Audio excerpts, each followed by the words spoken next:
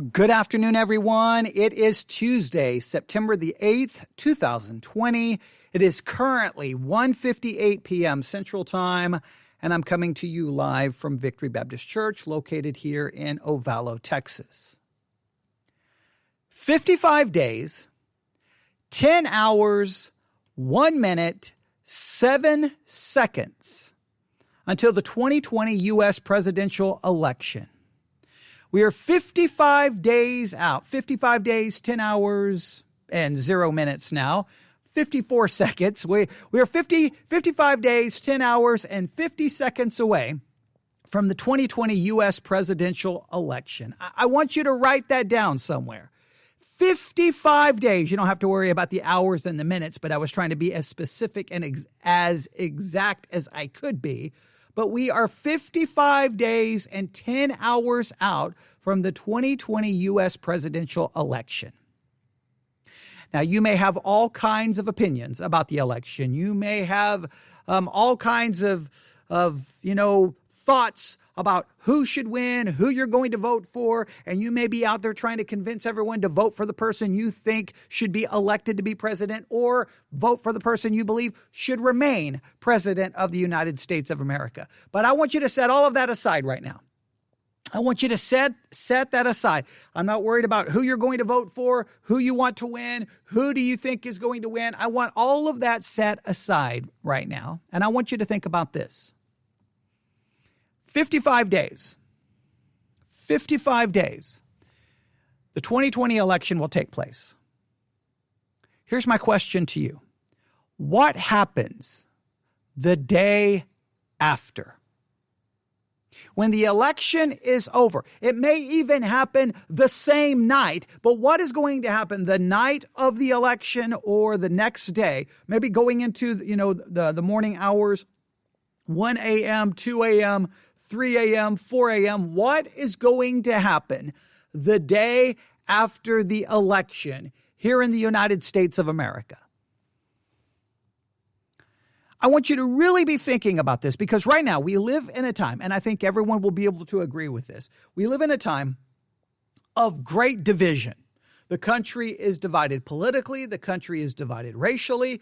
The country is divided, over different ideologies. The country is divided. The country is divided over the pandemic. The country is divided over masks. I just feel like the country is so divided right now that I think everyone can agree that clearly whatever happens on Election Day 2020, clearly, whatever happens is not going to magically bring everyone together. It's not going to, magically bring unity.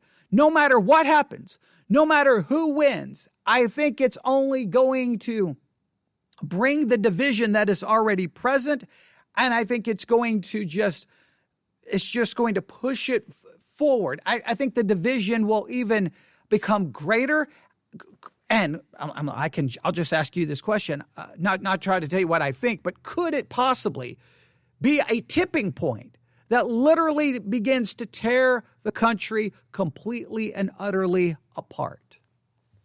What is going to happen the day after the presidential election here in the United States of America? Are we going to see peaceful protest? Are we going to see riots? Are we going to see a long period of time where we don't even know who won, and which will create all kinds of anger? It's going to create doubt. It's going to create disbelief. It's going to create conspiracy theories. It's going to create misinformation. It's going to create a lack of trust in whoever ultimately is sworn in as the next president of the United States of America.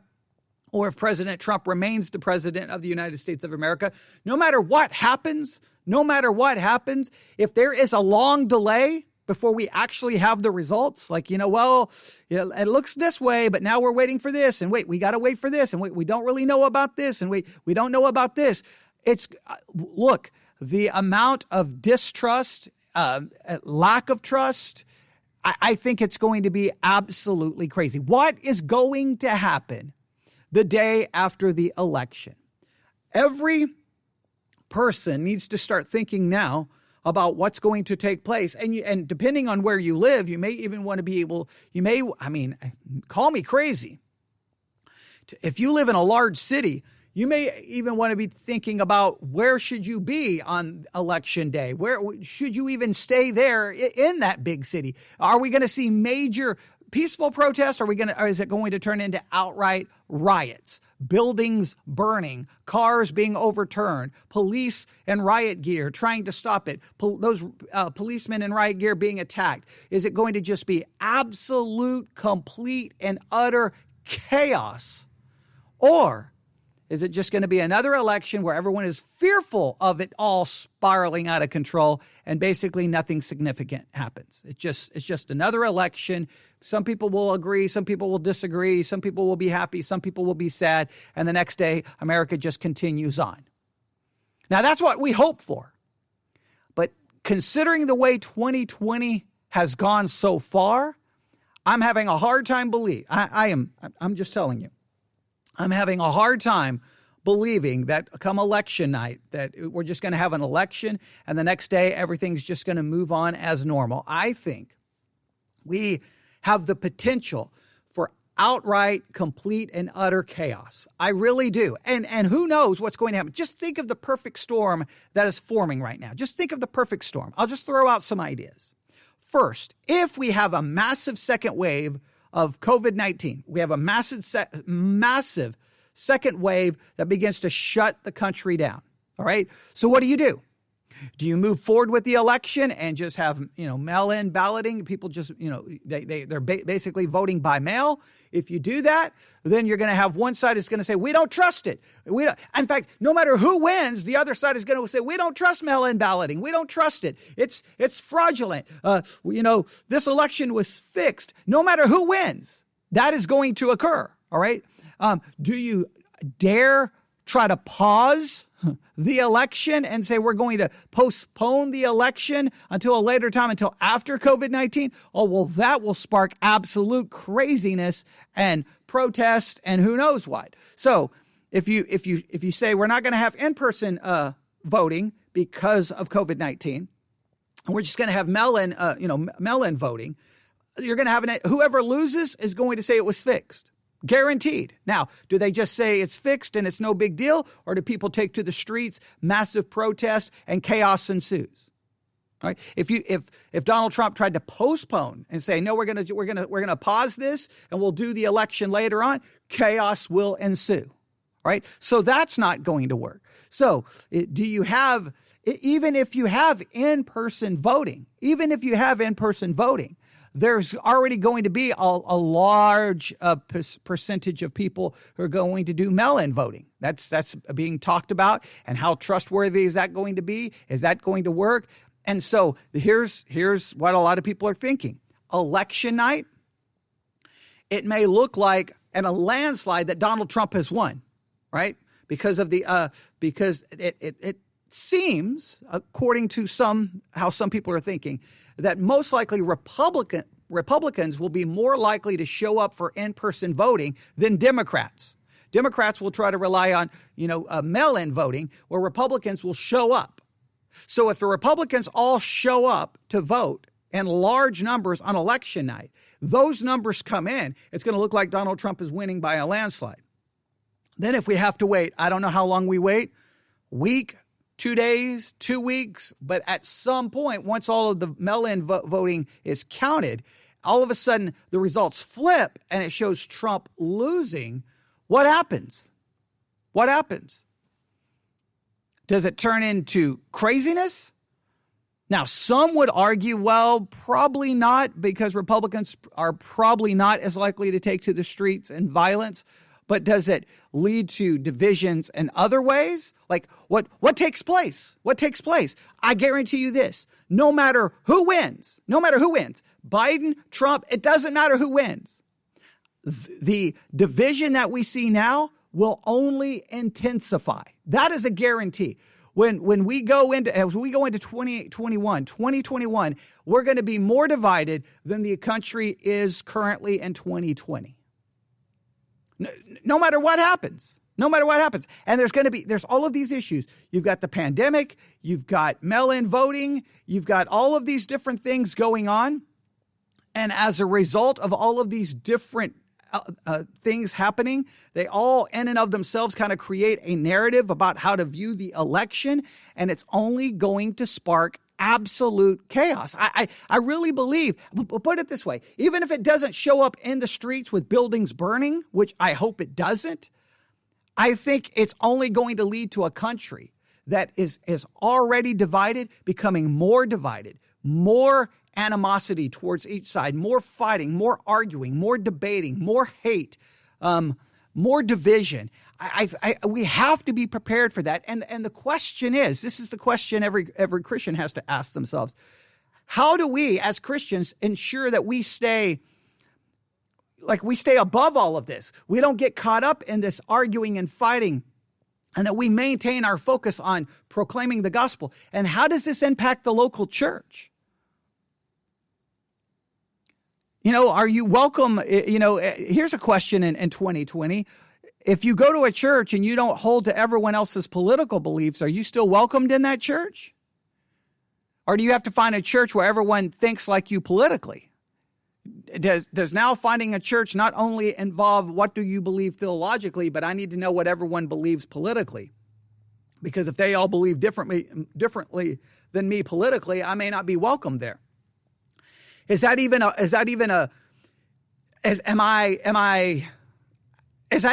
real thing, or am I way off base here? I think we're getting there. I think now people are looking. I have definitely heard accounts from people contacting me that they left their church because their church became so political in one way or another. They became so political either for Trump and for Republican policies that they couldn't take it anymore, or they became so liberal, Black Lives Matters, all of these other things going on in our culture, and I couldn't take it anymore. I've heard it both ways. People actually leaving their churches because of politics, not because of theology, but because of politics. Well, I don't see that getting any better, because no matter what happens on election night, it's not going to bring unity. It's going to create the disunity, the division, how divisive our country is right now is only going to get worse.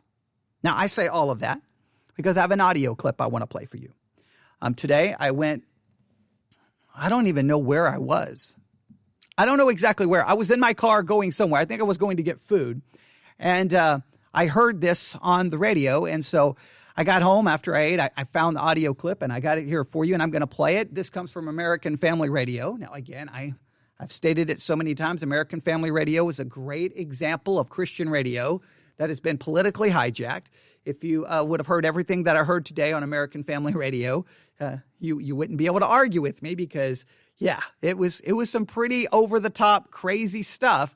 Again, not sounding like a Christian radio station, sounding like a political radio station. And that's my whole point. American Family Radio claims to be a Christian ministry. And if you listened today, you would have drawn the conclusion that you were listening to a radio station that was broadcasting from Trump, election headquarters, and that their goal was not to present Jesus Christ to everyone, but to present Donald Trump as the person they should vote for, and they should support him no matter what we hear in the news, because the news is all lying, and anything that President Trump has ever been accused of is all a lie, and we just need to vote for Trump. That's what Christian radio was today, which is just sad because it's Christian radio. If I want that, I can turn on AM talk radio and listen to Rush Limbaugh, Glenn Beck, Sean Hannity, Mark Levin, go on and on and on, and all the people on, conservative talk radio. But no. Now we need Christian radio to do that, because Christians now are more concerned about the election, than they are about the proclamation of the gospel, which I have been. I feel like I've beaten that horse to death, but clearly it keeps getting up. I know that's a vivid picture. Obviously, I don't want to kill a horse. Obviously, I don't want to beat a horse. I'm an animal person, but you get the idea. I feel like that I keep hitting on this, and it keeps getting up because no one is listening, and the church continues to march towards the political abyss, to fall into it, and it's never going to return. As it's like the church wants to become the bride of a political party, not the bride of Christ, which is a major issue. But I want you to hear how they were discussing this. They're going to throw out some scenarios, some reasons. I will interject my thoughts and opinions here, but I think you can hear from my introduction.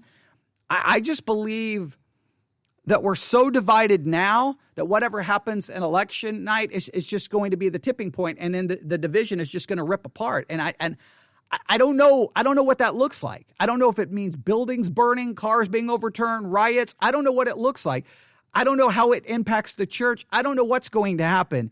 But as much as we have disliked 2020, man, 2021, yeah.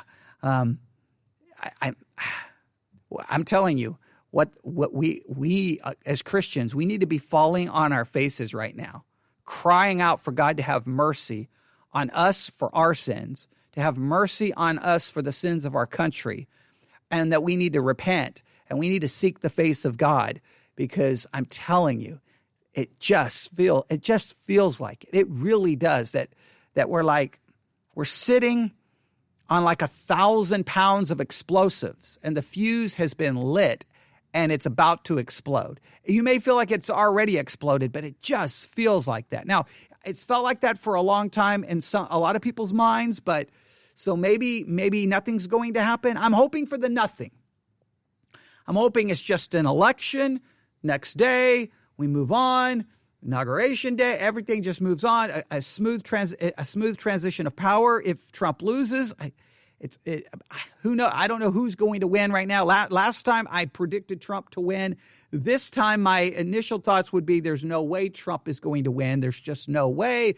But Biden, I don't believe is a strong candidate, and I don't believe he's really brings out a lot of enthusiasm. I don't know how the COVID situation is going to impact things. Who knows what's going to happen? It's a crazy time to be alive. And for Christians, while all of this is happening, we have to stand outside of it and speak to it and say, no. That's darkness. That's noise. That's controversy. That's conflict. That's debate. That's chaos. We call you to believe in Christ, repent, and you can experience the peace of God that passeth all understanding. Your only hope is in Christ, not in that political war, not in racial division, not in political division, not in ideological division. Your hope is not going to be found in there. Winning a political battle, an ideological battle, winning that battle is not what the world needs. And I hope that Christians will consider this. But let's listen to what they had to say. We'll see their thoughts. You can agree or disagree. I also have an article here about some groups making plans. This is kind of frightening. It seems that there are some organizations making plans for what to do if Trump wins, right? And it sounds like some groups are planning possible violence if Trump wins, which is concerning. But what happens if Trump loses? Does the other side respond that way? I don't know. I don't know where we are right now, but it's a crazy time. So let's listen to this and just kind of hear how Christian Radio was talking about this today. Here we go. All right, Steve, what's leading the news? I am very, very concerned about this election coming up. In fact, Michael Anton in The American Mind wrote an essay. He's calling it a coming coup. And I want to give you 5 different data points as to what the Democrats are planning to do this November. Most of this comes from a meeting that they had with a bunch of Democrats and never-Trumpers who war-gamed out what November could have. And they had several different possibilities, one of which is Biden winning big. The other is a close election. And then one is Trump winning. But in none of the cases did they actually see this election going for Trump without having a rather violent end. Let me stop you here for just a minute, because Walker's well read on this topic too, and you studied it and read about it. That's why you're about to report on it and give us the lowdown. But I just wanted people to understand what you're about to talk about is not a novel, a work of fiction. What you're about to talk about are things that are actually happening or have happened, Steve, that with names some people know leading up to the election. People, Walker, I think you'd agree. People a year or more ago would have said that this is all conspiracy theory stuff. This can't be possible. But listen to this. About a month ago or so, maybe a couple of weeks ago, Hillary Clinton publicly told Joe Biden that under no circumstances, none, should he concede the election. Number two, we have what they're saying is that it's going to be a close vote and that the deciding votes will come in the mail days, maybe weeks after election night. So no matter what happens on election night, Trump could win by a huge margin on election night. Democrats and the media will say, no, we got to wait for the ballots to come in, and then they will be in the middle of harvesting those ballots with the mail-in ballots we've already seen. All right, so let's stop right here. So number one, according to what they're saying, is that Biden is being advised, they said by Hillary Clinton, not to concede. No matter what happens, do not concede. Now, if that happens, then obviously everything's going to drag out. It's going to drag out until you reach a certain level of counting that you say, look, whether you concede or don't concede, you've lost the election. But how long does that take? If he doesn't concede, how long does it take before we announce it? And again, if he doesn't concede, then what does his followers and people on that side of the political spectrum, how do they respond? What do they start doing? Does it turn violent? Do they start protesting? Do they start disrupting businesses, burning businesses, disrupting traffic? Do they shut down freeways? What begins to happen? I don't know. Second, they mentioned the scenario that I've talked about, or I talked about in this episode. I think I've mentioned it before. I don't remember, but I know I've talked about it off the air. But this idea that, hey, on election night, Trump may look like he's and then weeks later, they're like, nope, all the mail-in votes have come in. Trump lost. Now, if that happens, then do people on the other side of the political spectrum, do they just get upset? Do they get on Twitter and Facebook and say lots of mean things? Or do they take to the streets? Do they start burning things down? Now, some will say people on the right typically don't do that. So then how do we move forward? Are they going to recognize Biden as the president? Or are they going to, is it just going to turn into arguing and fighting and a never-ending battle of arguing and fighting? What happens? All right. But please note the way, if Biden doesn't, if this is true, if Biden follows the advice and he doesn't concede, he doesn't, no matter what the numbers say. And let's say it looks like Trump won, and then Trump supporters are going crazy. And then 2 weeks later, sorry, all the votes are in now. Trump lost. Well, even if there's not rioting in the streets, there's going to be a complete lack of trust in the whole election. People there's going to be people for the next 4 years are going to say, I don't believe it. I don't believe it. I don't believe it. I don't believe it. Biden did not win. Biden did not win. And it's going to be one theory after another. And some people will get so wrapped up and caught up in that's all they're going to talk about and focus on. And they're going to be Christians who get caught up right there in that. Churches who will get caught up in that. All right, so you can see this has the potential of some difficult situations. Let's see what else they have to say. What shenanigans they can play with mail-in ballots. Number 3, they have their media on their side. So whatever happens, you're not going to hear Trump victory that night. It's going to sow doubt in the American public. Number 4. Now stop right there. This is how. You can argue now, just as much as people on the left, have their perspective. I just want you to hear what's happening there on Christian radio and their perspective. They throw doubts on, hey, the shenanigans they can play with mail-in ballots. So they're already throwing doubt. So, hey, if Trump loses because of mail-in ballots, then even in Christian radio, they're insinuating, don't believe it. And hey, the media, you can't trust them. You can't trust them. So you listen to us, listen to American Family Radio. You can trust us. We'll tell you the truth, but don't listen to mainstream media. You can't trust them. please note, this just continues to create an environment of no one can trust anyone. Everyone's only going to trust the people who's on their side. You're only going to trust the message that agrees with you. If you're pro-Trump, you're going to agree with the message that says Trump won. If you hate Trump, you're not going to agree that Trump won. If you are for Trump and the message is from the media Trump lost, you're not going to believe that. This is just going to create, and in fact, they're kind of offering up that narrative, and because obviously people listening to American Family Radio are going to be, statistically speaking, be more in favor for Donald Trump. So even on Christian radio, they're throwing these things out there, which creates the doubt and the mistrust, which none of that's going to lead to anything good on election night and the day after. This is not going to lead to anything good going into 2021, because Christians will get caught up fighting this battle, the election battle. The election battle is not going to stop on election night. For many, it will continue on for months, maybe for years, and they're going to be caught up with this and this and this conspiracy theory, and I heard this and I saw this and this is what I saw online, and they're going to be preoccupied.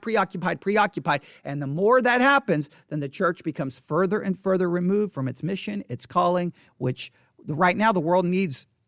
The gospel, they need scripture, they need a spiritual perspective more so than at any time, because the country is so blinded by ideology, politics, and so many other issues. All right, let's continue.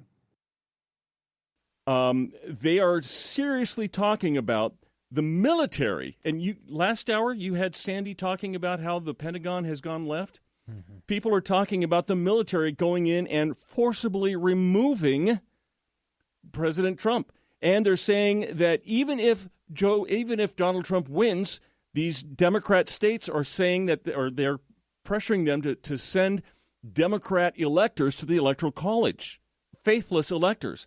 And then finally, I want you to hear something that Kamala Harris said. This is they're going to keep the pandemic going through the election and beyond if they can. Cut 9. I will say that I would not trust Donald Trump, and it would have to be a credible source of information about a that vaccine. Talks about the efficacy and the reliability of whatever he's talking about. I will not take his word for it. He wants us to inject bleach. I will not take his word. She's not going to take any kind of a vaccine. Okay, you're a liar, day. Not you, Steve. That's a lie. He did not say. He did not say he wants people to inject bleach. Yeah, well, the truth is a little fungible. So we need to fact check. Fact check Kamala Harris right here. The president was talking about something. It was an unwise thing for him to say as president of the United States, but he was talking about something he had been discussing with the scientist or Dr. Birx before a press conference. Right.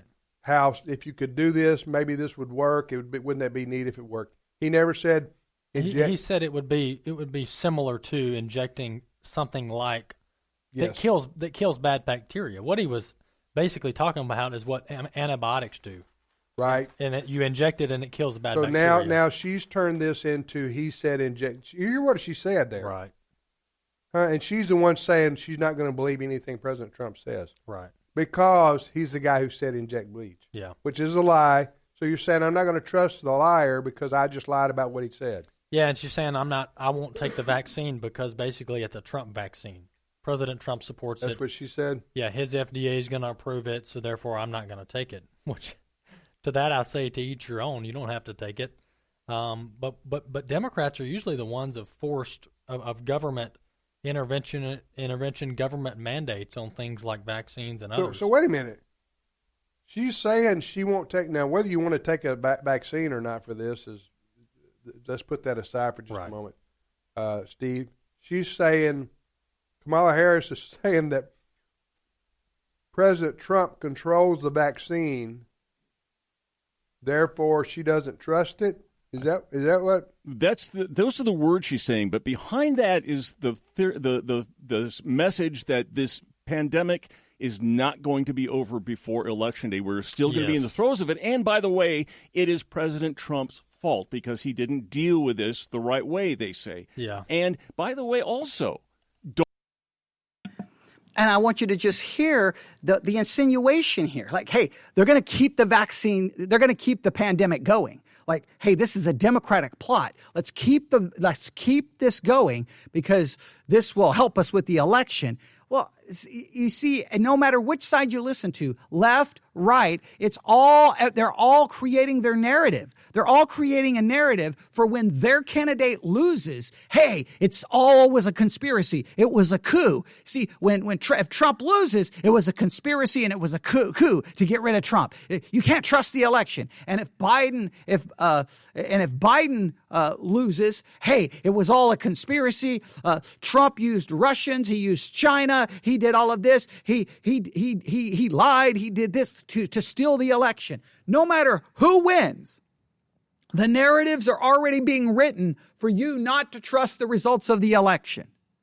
Now, if that's happening on Christian radio, it's happening on conservative radio, it's happening on conspiracy programs like Alex Jones, that they're going to steal the election. This is a coup. It's happening on the left. Hey, I don't trust this. Trump is doing this. It's going to be, he's going to steal the election. We can't let him steal the election. Both sides are creating a narrative to explain when they lose why it's not actually, the election cannot be trusted. And in a situation like that, well, what is it going to look like the day after the election?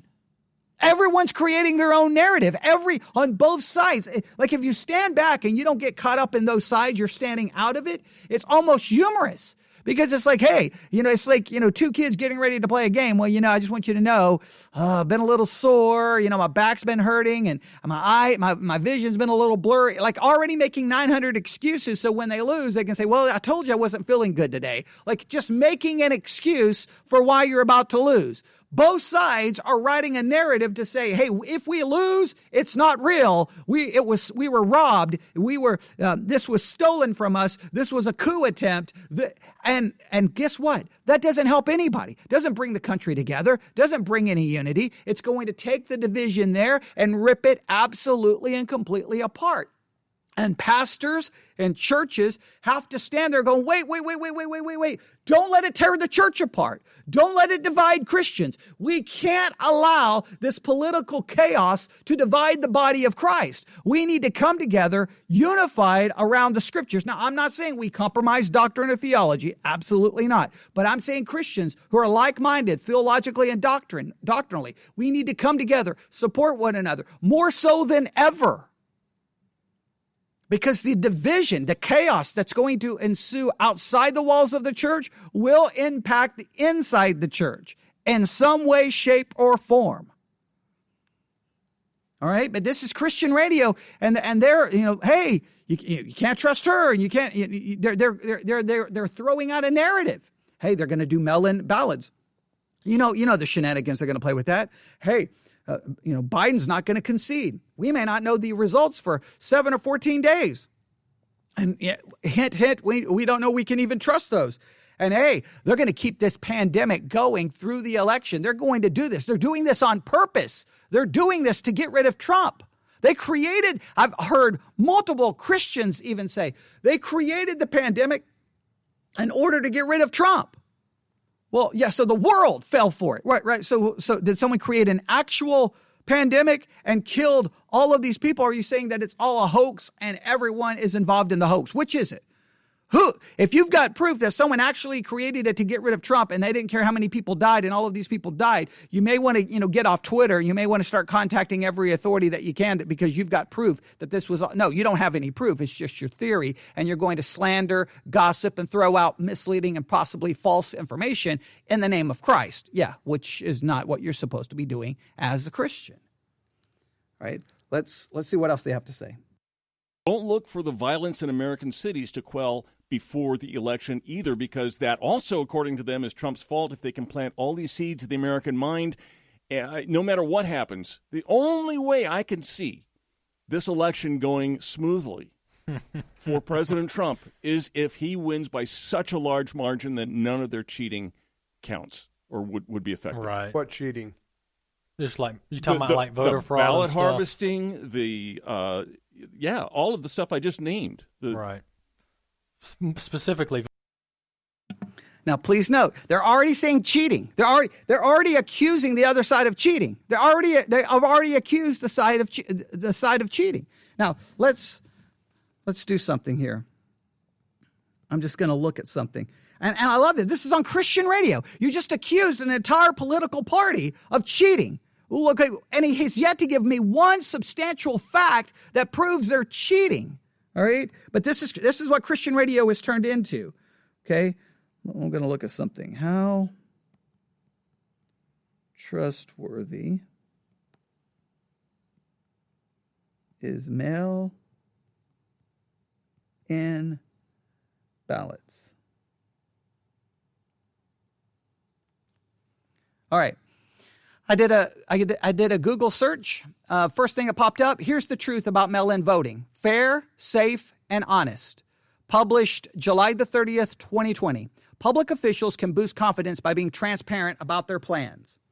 As millions of Americans prepare to vote in November, and in many cases, primaries and state and local elections through summer as well, lots of people are talking about voting by mail. It's a way to protect the integrity of the country's voting system and to limit potential exposure to the coronavirus, which continues to spread widely in the United States.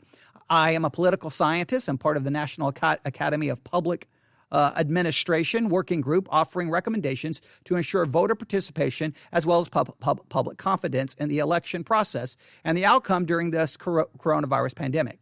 To meet that goal, our work has found that state, local governments will need to make significant adjustments to their voting systems this year, changes that will likely require new federal funding. All right. So they go through here and they talk about it. But I want you to see.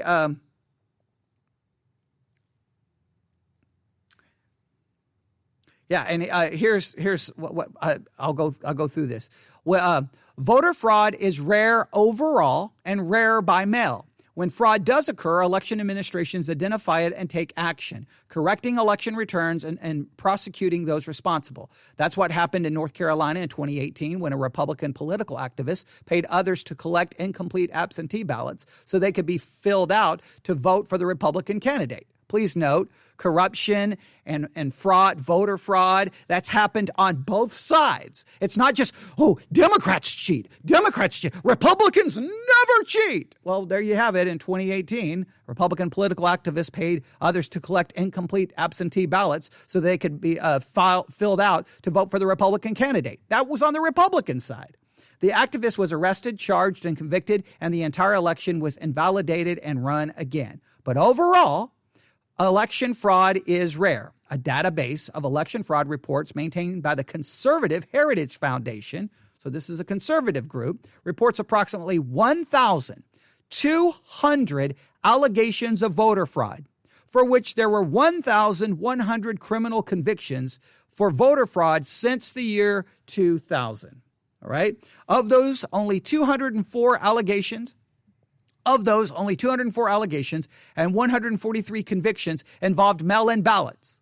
So of all the allegations of voter fraud, only 243 allegations and only 143 convictions involved mail-in ballots. That is a tiny fraction of the roughly 250 million mail-in ballots cast over those 2 decades. So over 250 million mail-in ballots were cast, and only 204 allegations and 143 convictions involved mail-in ballots. But the narrative is, you're not going to be able to trust it. They're cheating. Hey, if Trump loses, just know they cheated. Don't trust the election. Come on. Now, look, if you're going to say that, bring me the proof. Show me. Here's the person who cheated. This is how they cheated. Here's the proof we have. We filed a complaint. We're going to prosecute them. We're going to turn this over to the authorities. We're going to get them arrested. If you don't have that, then get off Christian radio telling everyone that they're cheating. Now, what he's claiming is that he's saying they're cheating as a dogmatic fact, but what he's speaking of is that they will cheat in the future, but he's speaking of it as already being done now, because I guess he already believes the coup is already underway. It's already underway. And trust me, it goes on the left. The left is doing the same thing. If Trump wins, it's a coup. He's trying to steal power. He's not going to leave the White House. We're going to need the military. Everyone's creating the narrative for their own political agenda. This is why I hate the whole political system. It's made up of lies, half-truths, manipulation, misconduct. The whole thing is dirty. It stinks. It's ungodly. I want no part of any of it. And Christians don't crawl into the mud pen. Don't crawl over the fence and jump in the mud puddle and roll around with the pigs of the political world, because all you're going to do is get dirty. We stand out of that and go, hey, I want you to realize that's not even the solution to all the problems in the world. And you're not going to get any solutions, because right now our country is so divided that politicians barely even work together to get anything passed when they need to get it passed. Basically, the entire political system has become a lame duck system with very little getting done. And it's only going to get worse. But I just want you to see how even on Christian radio, hey, they're cheating. Okay, well, show me the statistics. And I did the Google search literally on the air. And how safe is mail-in ballot? And boom, I find an article. Here's someone who works with an organization. They pull statistics from a conservative group. And even the conservative group says voter fraud is very rare. But in 2020 it's going to be off the charts. It's going to be insane, and the whole election is going to go to Biden because of voter fraud. Now, if you can prove it, then prosecute, throw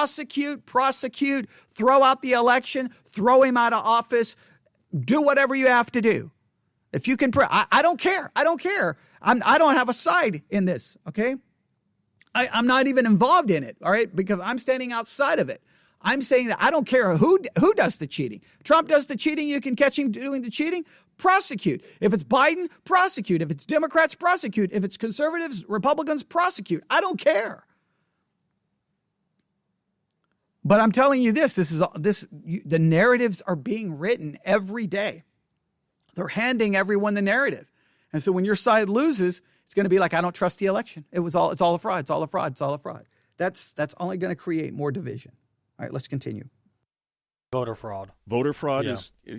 Well, this rhetoric is rather dangerous from a respect for our institution standpoint, because it was not that long ago in 2015, 2016, where Hillary Clinton and others were asking President Trump, will you accept the results of the election? Right. Will you respect our democracy and the system we have in place, the Electoral College?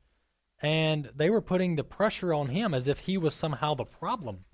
And then now the roles have reversed, not to mention President Trump never really hinted at not accepting valid results. He said, we'll just have to see, which is the response of every candidate.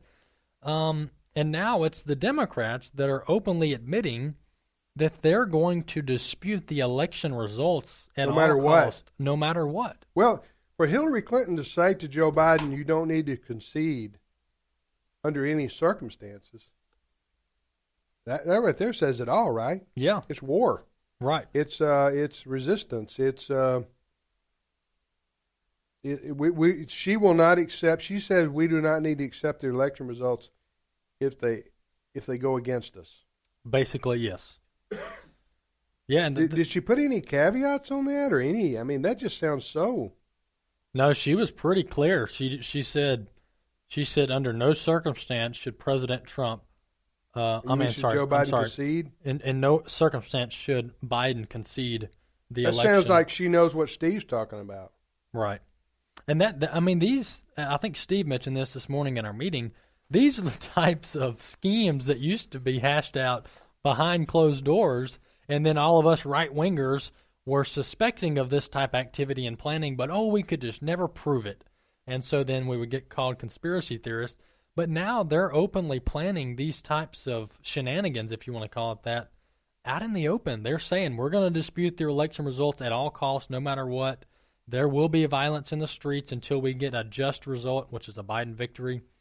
And to your point, Walker, I've asked Brent to put up this article that I was referencing. It's called The Coming Coup. And they say that this is on purpose, that the only way people will not flag this as a conspiracy theory is if it's not. It's out in the open. So they're making this in the open just so that it is known and it doesn't qualify as a conspiracy theory if they're saying it right out front.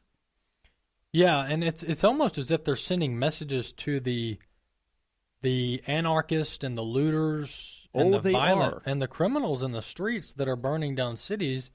It's almost as if they're sending these public signals that, hey, we're going to need you guys to keep it up, to keep the unrest going. Do you think the unrest and the rioting benefits the Democrats? If they can blame it on Trump, that's what they're trying. I don't know that their thinking is sound. I think the American people aren't buying it, but it's a desperate Democrat Party, and they don't seem to be able to read the tea leaves very well. I think the Antifa BLM riots and protests and these pictures about BLM people going up to people at restaurants in these big cities and harassing them. You seen these? Yeah. I don't think this helps the Democrats. I think it hurts the Democrats. But again, we'll know a lot more on election night, won't we? We should know more, and we'll have to see what the results are. They're showing Biden up in every poll that I've seen, 5 to 10 points. Is that what you've seen? Yeah. The real clear average is about what you just said. Yeah. So I don't know. We'll find out about polls because a lot of people say there's a hidden vote out there for President Trump of people who won't necessarily admit that to pollsters. Mm-hmm. I don't know. Who knows? Right. I think there is an element of truth to that, but is it an element that overcomes a 5 to 10 point? Yeah, and this is deficit. That's what I said on election night, 2016. Is these polling firms have lost all credibility when they really got it way wrong in 2016. And these are the same companies, same polls. So you don't believe them either now? I don't. I mean, they haven't built up enough credibility after the damage that they did to themselves in 2016 for me to go, yeah, that's a reputable polling firm. Because here's the 5 elections they got right. They just haven't reestablished that credibility yet. And it may not be their fault per se, meaning they're intentionally getting their polling wrong. It could be that there is this certain percentage of Trump voters that are just don't want to talk about it. They don't want to answer the pollster over the phone, and so that's skewing their results. That very well could be the case. Yeah. You're listening to Today's Issues on American Family Radio. Steve? I sent another article to Brent to put up. It's called Biden's Immigration Amnesty Could Lead to an Astronomical 77 million migrant influx in the country. This is off his... All right, we will stop there instead of going into their coverage over Biden's immigration policy. That would lead to a whole different discussion that I don't want to get into right now. First, to the person who was trying to chat with me via Spreaker, I saw your hello, so hello to you. If you have a question, you can go ahead and type that out, and I can look at it and see if I can offer any kind of meaningful, thoughtful response. But really, the goal here was just I hope everyone gets my point. My point is this: both sides are creating a narrative to explain why they lose, right? Both sides are trying to say, hey, if Trump loses, this is why we lost. It was a coup. They stole the election. If Biden loses, hey, Trump, he stole the election. Foreign involvement, whether Russians, they manipulated it. They took the election. They stole the election. Both sides are creating a narrative. My issue is this. The country is divided. I think the election is only going to bring that division to the forefront. It's going to split it even further apart. We're going to go into 2021 more divided than we've been in a long time. And as this leads to societal disruption and chaos, who knows how it plays out on the streets and in large cities. I don't know how it's going to play out there. I'm not even going to try to predict that. It looks like it could be bad, and at least in some locations. And so you obviously need to be very thoughtful about where you live and how you're going to handle all of that. But I cannot state this enough. Obviously, the Theology Central podcast, it looks at things from a theological perspective. And I have been saying, and I will continue to say, American Christianity has become so politically hijacked that sometimes now when you listen to Christianity, you don't know if you're listening to Christianity or if you're listening to someone's political talking points handed down by the Republican Party or the Democratic Party, and that is not how the church should sound. We are not a political party. We are a church. We are to present the gospel. We are to present a spiritual perspective about what's happening in the world. We're to present a spiritual and biblical perspective about human nature. And the reasons we have all the problems in the world is because of a fallen and depraved nature. And the answer to that is salvation. That is the Christian message. Whether one agrees with it or disagrees with it, that's the Christian message. Christianity has become so politically hijacked that now our message is more political than it is spiritual, and that is something the church needs to repent of and change immediately. Instead of worrying about what the world is doing, we need to be worrying what's happening inside churches all across the country. But I tell you that moving forward, this division and all the problems going on in the world, whether economically, racially, politically, with the pandemic, everything going on, it feels like, at least here in America, I can't speak for every other country around the world, but here in America, it's like we're just sitting on, I've already stated it in this episode, thousands and thousands of pounds of explosives. The fuse has been lit, and it's going to, and I don't know what the consequences are going to be, but it doesn't look good. And I hope I am wrong. I hope I'm completely wrong. I did very good at I said, my prediction for Trump was Trump would be elected and Trump would be impeached. Now, I believed he would be elected, impeached, and removed from office, so I was wrong in that prediction. He was elected. He was impeached. I got those two things right, but he wasn't removed from office, so I had that wrong. Now my prediction for the election for 2020 is I can't say right now who's going to win because it's so chaotic right now. And there's a lot of things going on. My prediction is it's going to bring the division that's already present. It's going to push it to the forefront, and it's going to just rip the country even further and further apart. And what those consequences will look like, that is the part that I can't put my finger on as of yet. I don't know if it plays out in the streets, and I think a lot has to do with who wins. Trump wins, I hate to say it. If Trump wins, I think cities are going to be on fire and it's going to be crazy. If Trump loses, you don't typically see the right typically out there rioting. That's typically not. I mean, to be fair, you got to be fair. It's typically not the right out there doing that. But it's still going to lead to major division. And I think here's what's going to happen going into 2021. I'll just make a very dogmatic statement. No matter who wins, there's going to be about half of the country who's not going to accept those election results as being legitimate. Now, they still may move forward and go on with their lives and pay their taxes and go to their jobs, send their kids to school, live their lives. But I think there's going to be about 50% of the country who's going to say, I don't accept the results, no matter who wins. If Biden wins, the other half's going to say, don't accept it. If Trump wins, the other half's going to say, don't accept it. And that is not good for a country. That's not good. I mean, we have the scriptural idea that a house cannot stand that's divided against itself. So are we seeing the slow but sure implosion of the United States of America? Now, we've lived through a civil war. So I don't want to be hyperbolic and use too much of exaggerated speech, but we're in a massive transition as a country. Obviously, we are in a post-Christian world, no question about it. The world has thrown out biblical idea, biblical morality, biblical concepts of truth. The world is moving away from that. The church, I believe, is becoming more and more corrupted, apostate, becoming more politically minded and losing any spirituality that's supposed to be there. The churches are run like businesses instead of churches. We go all day with all the problems in the church, and you're just creating a recipe for destruction. You really are. And Christians have to wake up, and we've got to get back to being Christians first. We got to get back to the kingdom of God, to Scripture, salvation, prayer. We've got that's the part that's the most disturbing in all of this. Because, again, we were just listening to Christian radio. Made lots of accusations. They're cheating. Didn't provide me any proof of any cheating. Now, you could argue that Hillary Clinton telling him not to concede, that's troubling. You can't. Now, They did not give me a source for that quote. They obviously could have played the audio of it. They played the audio of Kamala Harris speaking.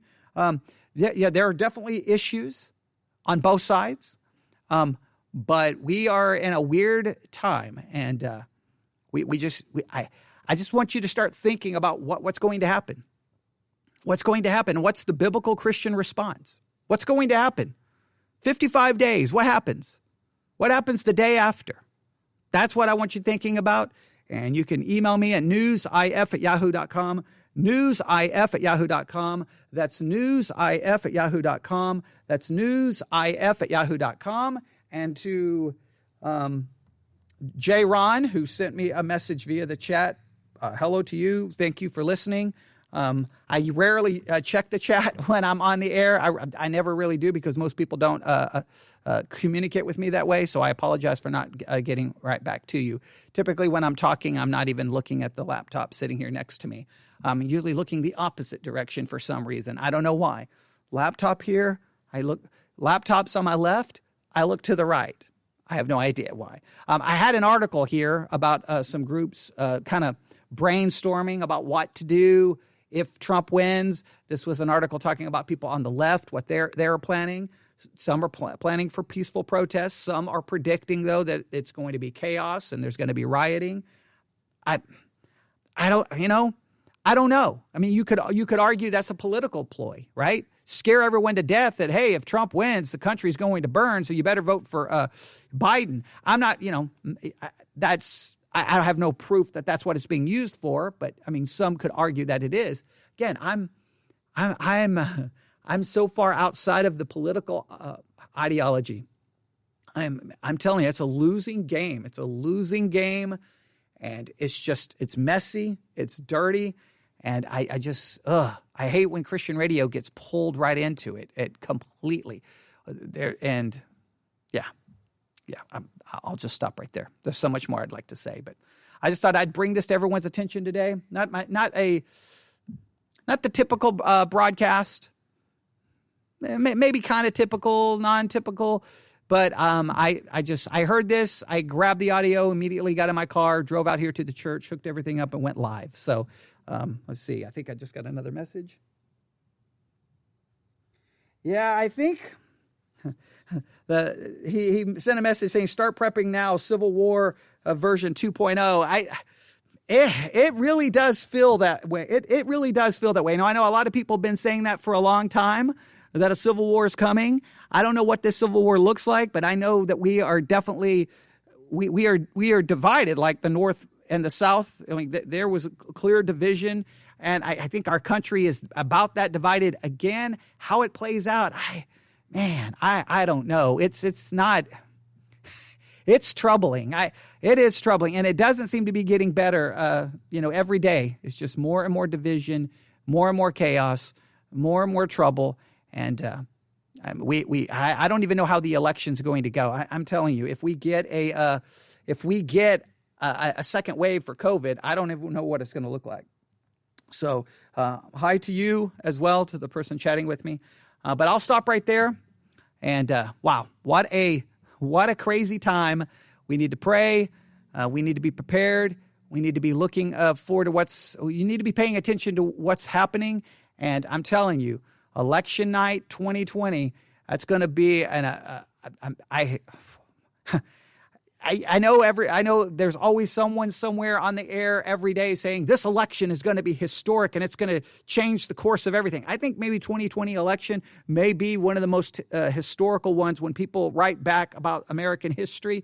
I think the 2020 election is going to be a major turning point for the future of our country, not just based on who is elected, just based on how the election is going to take place in the middle of the pandemic, how that could play out, how people are going to not trust it, how there's going to possibly be a major disruption after, not just about who wins, just the whole process and the fallout from it is going to be a major turning point in American history. I think we can all agree on that.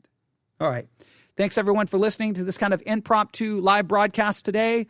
Pray, and we'll wait and see, and I'll report on different things as I see as important moving forward. All right, everyone, have a great day. God bless.